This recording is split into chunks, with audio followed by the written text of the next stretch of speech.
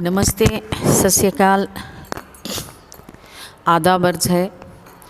मैं आज second PU के लिए भोलाराम का जीव पाठ का सारांश बताने वाली हूँ। प्रस्तुत कहानी परसाई जी की व्यंग्यात्मक मार्मिक रचना है, जिसमें भोलाराम जैसे एक नगण्य दीन सामान्य सरकारी रिटायर्ड नौकर के पेंशन के लिए लगातार 5 साल तक संघर्ष करते रहे और हृदयस्पर्शी चित्रण है।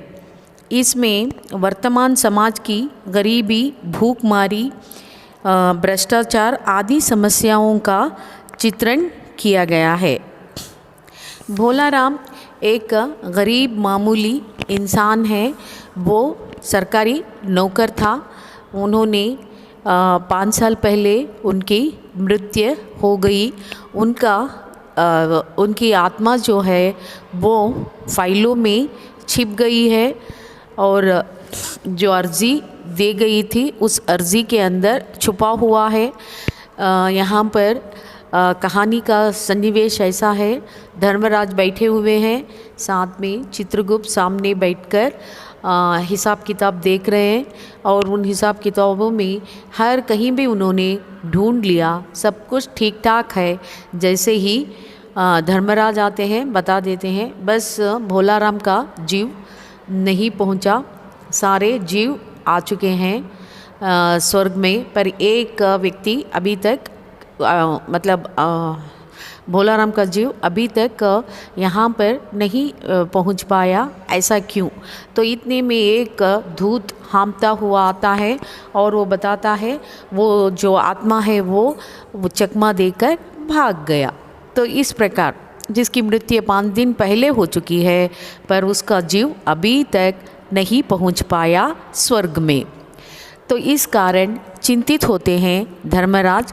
कहते हैं कि जो भ्रष्टाचार लोग हैं, जो ठेकेदार था वो भी आ चुका है। इस प्रकार वो बात भी करते हैं। कई इमारतों के ठेकेदार हैं जिन्होंने पूरे पैसे लेकर रद्दी इमारतें बनाए हैं, वो भी आ चुका है। और कई ठेकेदार यहाँ पर मिलकर 5 वर्षीय योजना बनाकर वो भी पैसे खा चुके हैं। वैसे वाले भी आ चुके हैं, पर भोलाराम कहाँ खो गया? तो इस प्रकार धर्मराज और चित्रगुप्त अधिक चिंतित होते हैं। और उतना ही नहीं कि उन्होंने उनका घर ढूंढकर नारद को भेज देते हैं। नारद जी घर जाके पहुंचकर उनकी पत्नी से और उनकी बेटी से मिलके बातचीत करने से ये पता चलता है कि वो उन्हें रिटायर्ड हुए 5 साल से उन्हें पेंशन नहीं मिला। तो इसी से चिंतित होकर वे इस संसार को छोड़कर चले गए। उनके पास कोई दूसरा चारा नहीं था।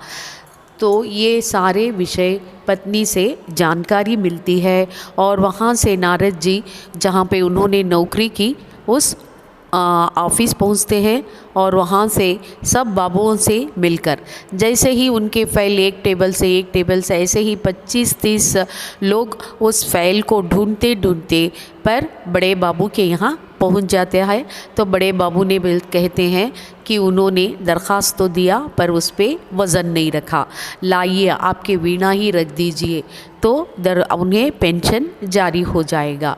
तब वीणा देने से घबराते हैं। फिर थोड़ी देर में नारद जी अपनी वीणा देने के लिए तैयार भी हो जाते हैं और वो फाइल भी मंगाया जाता है। उस फाइल में से दरख्वास्त उठाते ही किसका दरख्वास्त है ऐसे चिल्लाए तो भोलाराम।